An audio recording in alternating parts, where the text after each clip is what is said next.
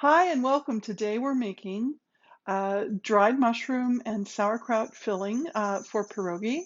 Or if you give your pierogi a special little fold, you can make them uszka to go in your beetroot soup for Christmas Eve. So however you want to do it, that's up to you. So I'm Lois from the food blog Polish Housewife, and this is my friend Suzanne, How you doing? a reader who happens to live here in Tucson, and we are going to be working on this together. So follow along. The first thing we're going to do is make our pierogi dough. If you have a favorite recipe, that's what you should use. But we are making one today, a version that does not have egg. So to do this now, Suzanne, I will put you in charge here. So we are making a a pierogi dough without egg. We need a cup and a third of flour, and we'll just scoop and This is the third, yeah, it's a correct? third if you want to level off with the wooden spoon. So we are making half a batch right now.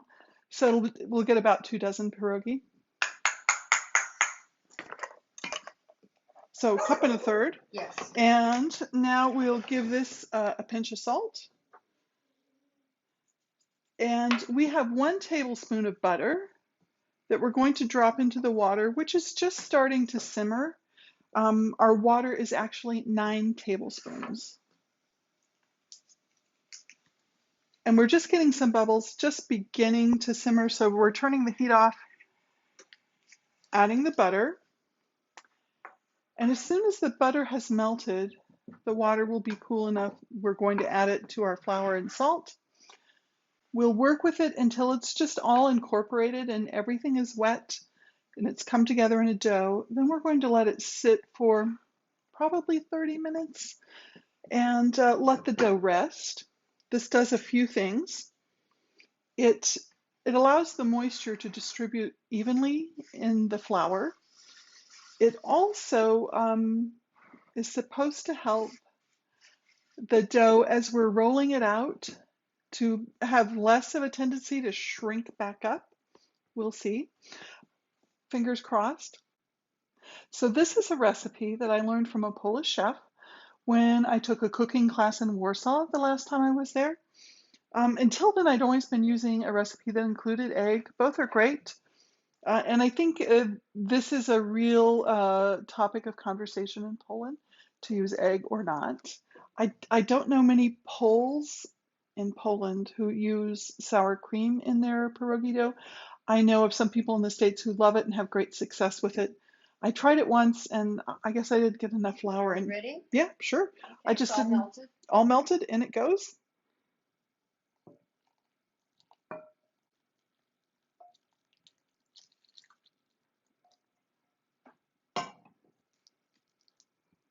Kind of looks like Play-Doh right It now. does. It looks very sticky. And the the one thing the chef stressed with us was getting the texture just right. After it's rested, we're going to want that proverbial feel of a baby's bottom. It might require kneading and working the tiniest bit more flour into it. Hopefully not, because we don't want to over flour the dough, make it too stiff. I don't know if I'm getting it incorporated well enough I here, so you're doing great. okay. We don't use hands at this part.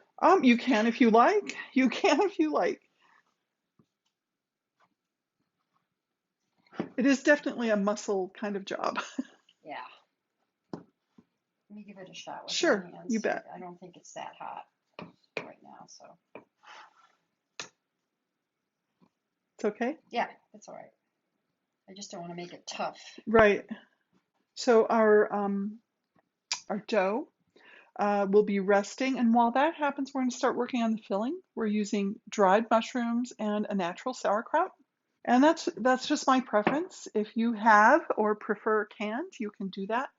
If you, like me, find the canned version a little bit too tart, you could drain it and rinse it before you use it. That's something my late mother-in-law always did. A trick I learned from her.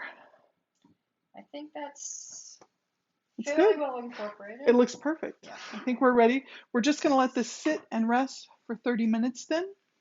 And we will be right back with a quick table change to be working on our filling. Okay, so we are ready to work on our filling for our dried mushroom and sauerkraut pierogi or uszka.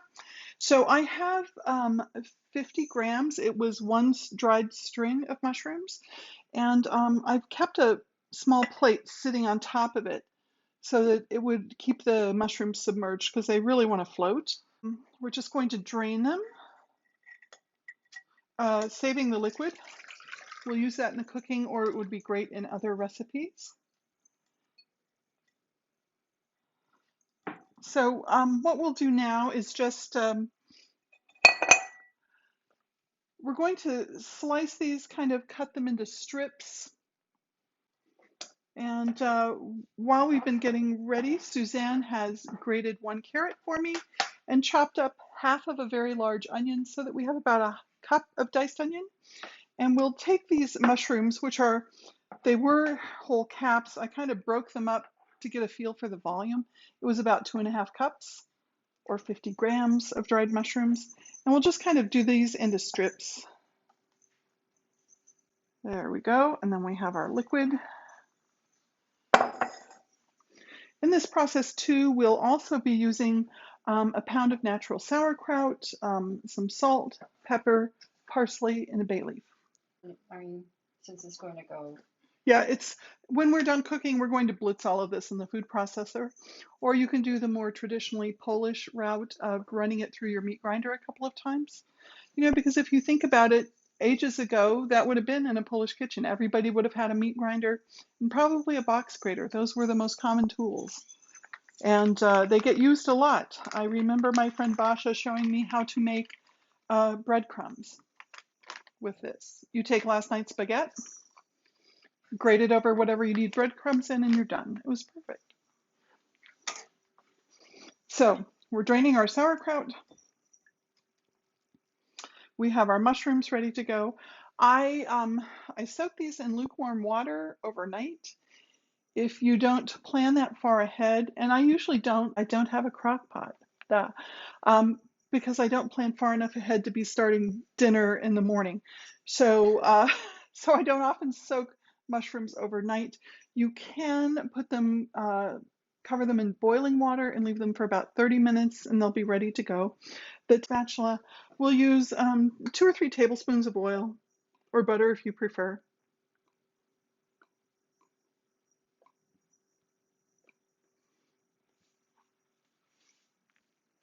And we'll add. Turn this on? Or? Yes, please. Yeah, I would go all the way up. Okay. So we'll add our onion and our carrot, and the mushrooms will go in once the onion is cooked.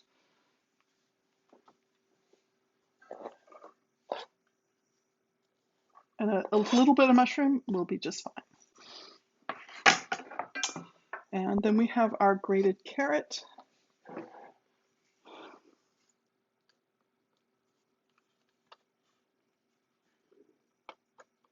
There we go. It goes. There we go. Nice design. Oh! Live and learn. We could have been measuring that. Right. A better design than me. Yeah, first time using this. All right. I'll have to wait for that. So yeah, so we're just gonna saute the shredded carrot, the diced onion, until the onions are just kind of starting to get golden. They're taking on some color. So we've sauteed our onions and our carrot. The onions are taking on some color now. So we're going to add the sauerkraut, some parsley, bay leaf, and about a cup of the mushroom liquid. If we don't have that much, we'll add a little water to make it up. And then we're going to cover and simmer all of this for about 30 minutes. So I've drained our sauerkraut.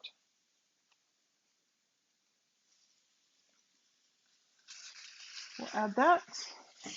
Using fresh parsley, we would do 3 tablespoons. I have dried today, so whoops, I'm going to use about a tablespoon.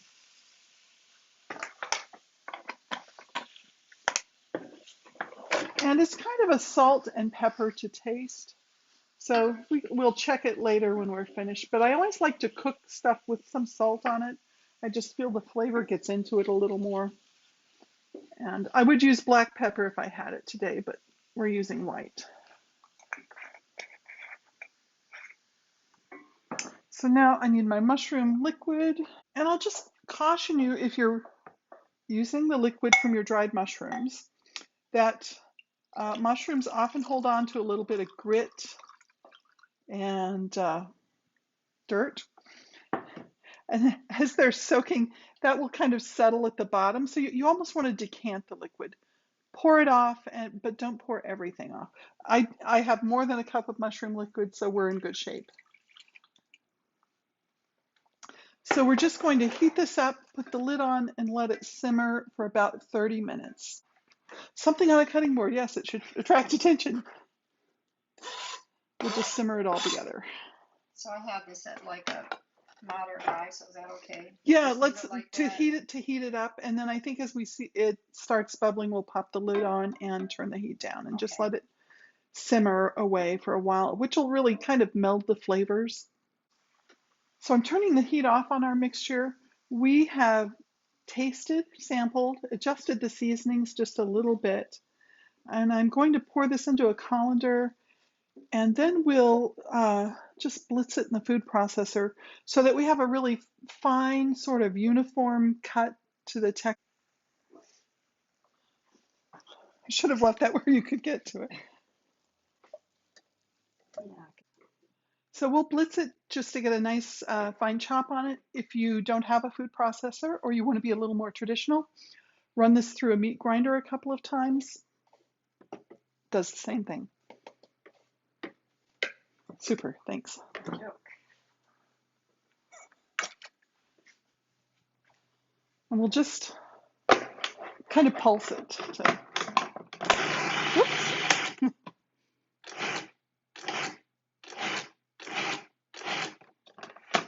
Yeah, you don't want it to be like a paste. Right, not a pate, yeah. Just kind of move it around a little bit to make sure it's all getting down to the blade.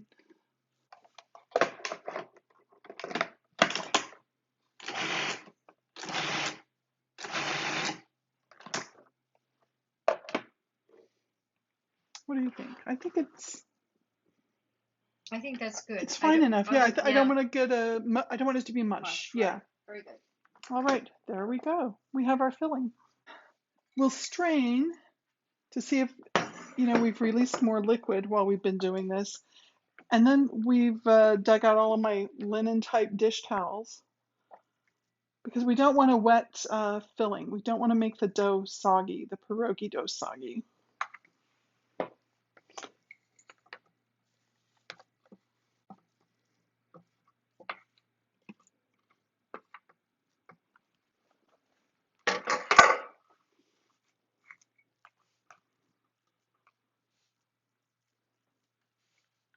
Doesn't look like we got too much liquid from the processor.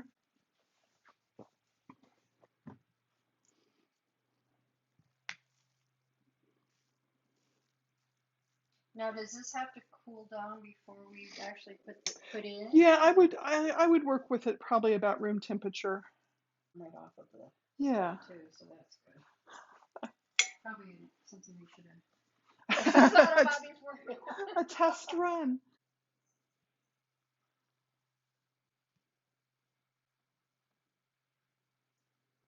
Yeah, that took up quite a bit of Yeah, I feel like we've made a lot of progress.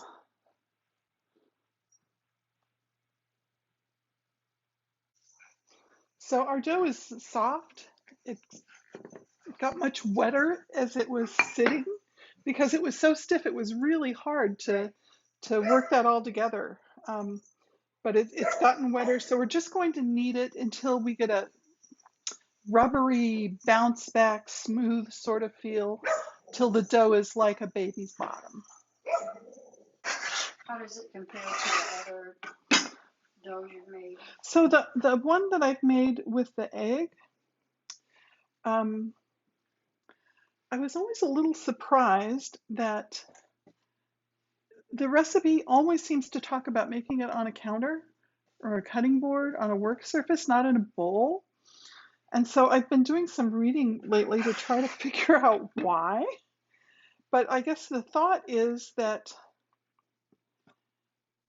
if you put your egg and any other liquids you're using in a big pile of flour and you just start working it in, you're only going to incorporate as much flour as you need. When you get to the right texture, Oh. you'll stop, whereas maybe if it's in a bowl, you might work in too much. Or people just like to live dangerously. The excitement of breaking eggs on a counter. But I did have it overflow one time and start running all over the place. Kind of broke through the dam on the outside there. I think maybe we're finally there.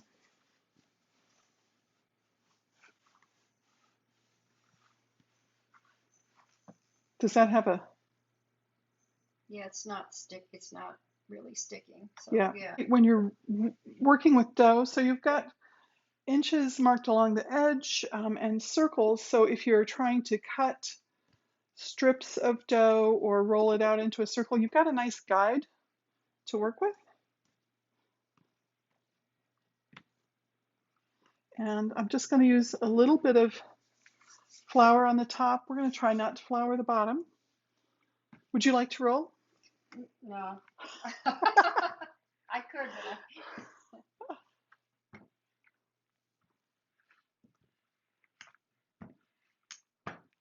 Oh, okay. And the chef said occasionally pick it up and turn it. But it doesn't look like it's shrinking up too much. No, Or maybe doesn't. we haven't gone far enough, but No.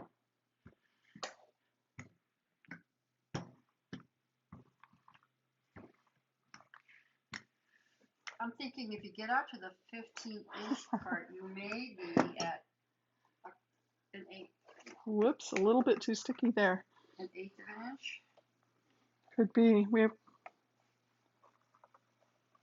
you know what, maybe I will cut this in half. We'll do 2 batches. That's a lot.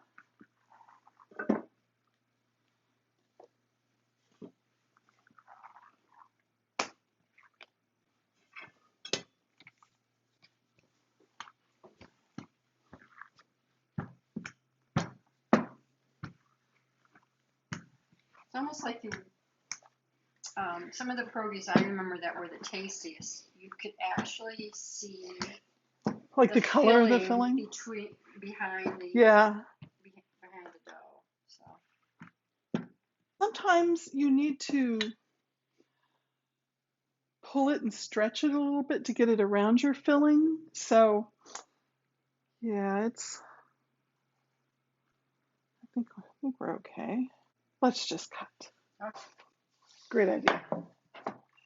So let's see how this goes. Now, the thing the Polish chef told me to do, so we've added no flour at all to the bottom side. As I pick it up, I'm flipping it over. So what was the unfloured bottom side of the dough is now the top. That's where I'm going to put the filling. And really, you know, the circle seems big and like you should be able to get a lot in there, but once you start packing it on there and trying to wrap the dough around and leave yourself room to seal and crimp the edge, probably a teaspoon. So, and this, I think one of the reasons I find the potato and cheese pierogi so easy is that it's so solid, it's easy to wrap the dough around it. It doesn't, it stays put. Yeah, how about it?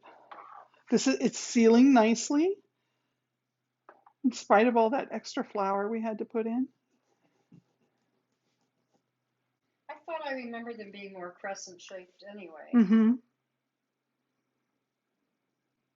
Because I don't see how you can make thousands of them without being perfect half circles. So if you're eating these as pierogi, you can leave them like this. You could try to give them a fancier edge one of the super easy things to do is just kind of pinch it, the edge, and then put your finger next to the fold and then pinch again. So you're just adding a little pattern around the edge, Oh. almost crown-like. Oh, I see what you're doing. Oh. Oh. Not quite like fluting pie pastry, but sort of. So we've just made little points around the edge to give it a pattern. Like this. The one that I really like, that's really pretty, that I struggle to make, but people who do this a lot have made them beautiful. Mine looks more like a shell. Hey, shells are good.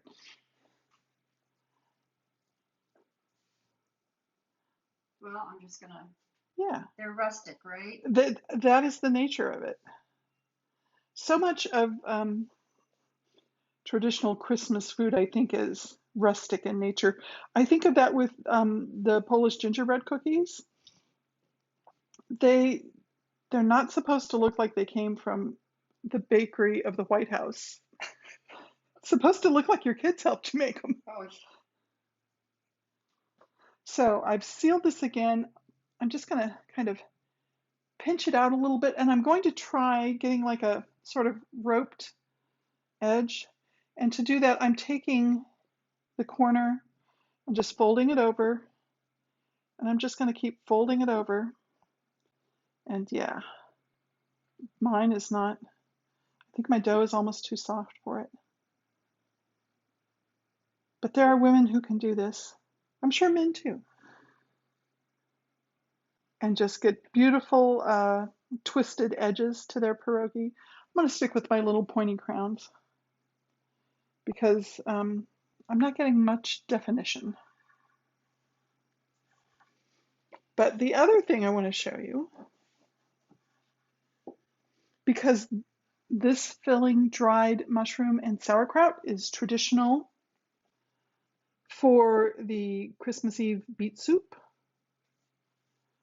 And to put this dumpling into the soup, it's usually shaped into little ears or uszka.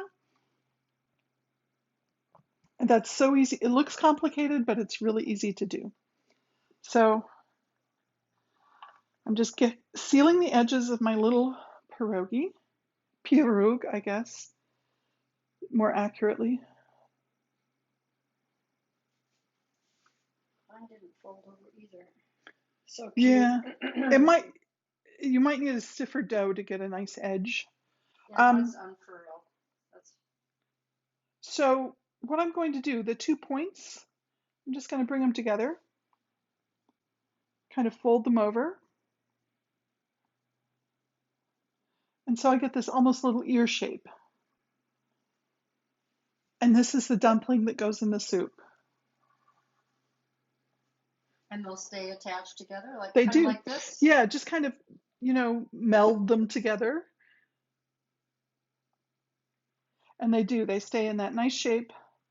And you put, maybe 3 or 4 of those in a bowl and ladle some of the beet soup over it. And the soup is really just a red broth. All of the things that have been used to make it get strained out. And it's just a beautiful, vivid, like ruby colored broth that goes over the dumplings. And that's how you make uszka. And I just put the Christmas Eve Barszcz on my website.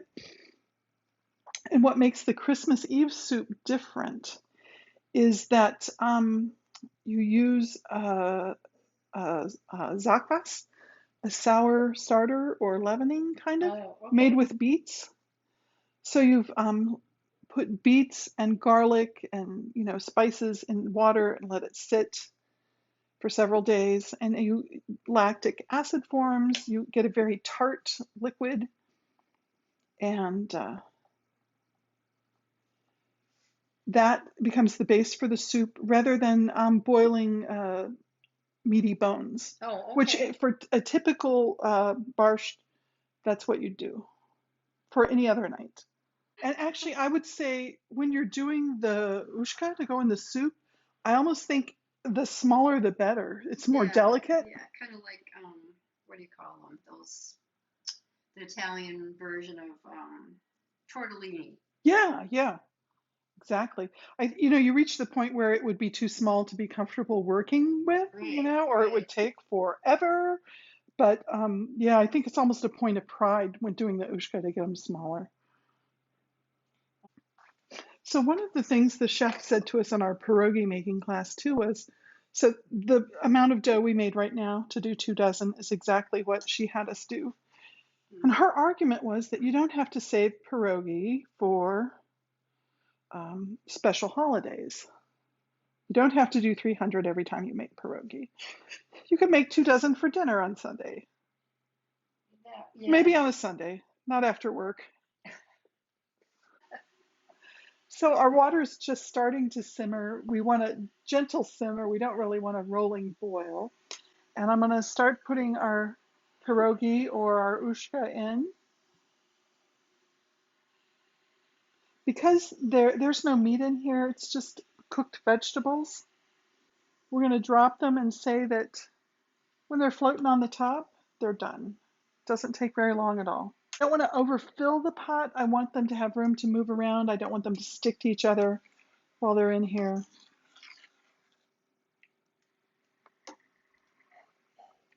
But for a potato and cheese or for like this a veggie thing, it just takes a minute or two really for them to cook, float to the top. You could serve them as is. So for your uszka, at this point, when you take them out, they'll go in the soup bowl, and you're ladling the beet soup over them. This, if you're eating them as pierogi, we could eat them plain, but why would we? So I like to, we were just talking, we both like to saute them and brown them up just a little bit after they've been boiled.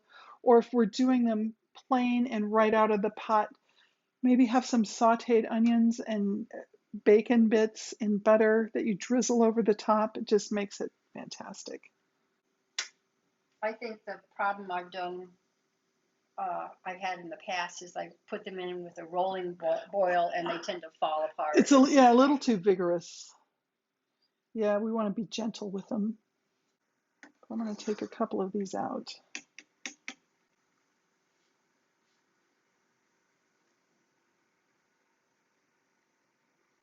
Well, they're not falling apart. They're holding together. The seals are working. That is That that was is my the best news. That's what everybody worries about. Is it? Are we just going to have filling floating in the water? right, right. With little flour, should we freeze them like this first and then stick them in a baggie so they don't stick? Or If you were going to freeze them this way, or if you were going to cook them and then freeze them, either way, I would spread them out on the biggest pan that will fit in your freezer and freeze them until they're solid individually and then put them in a bag. So that way they won't stick together. You can you can take it out. Just take out the number you need too. it's usually warmer outside than it is in my house. My brother just moved into an adobe house, more of a guest house really, and he's raving about what good insulation it is. Oh, I'm sure.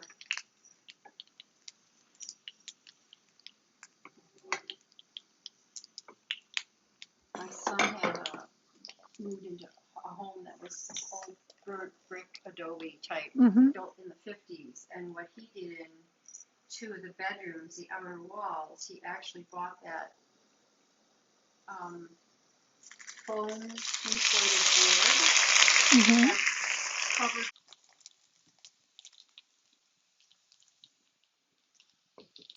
Well, if we dig down to the bottom, they won't be too hot. We can try one and see what we think. Maybe I'll look for that one that popped I open. think I got it. Oh, you did?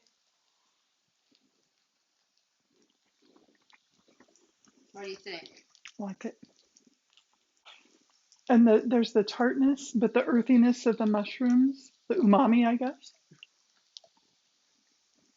Mm, tasty. Yeah. Hmm, very good.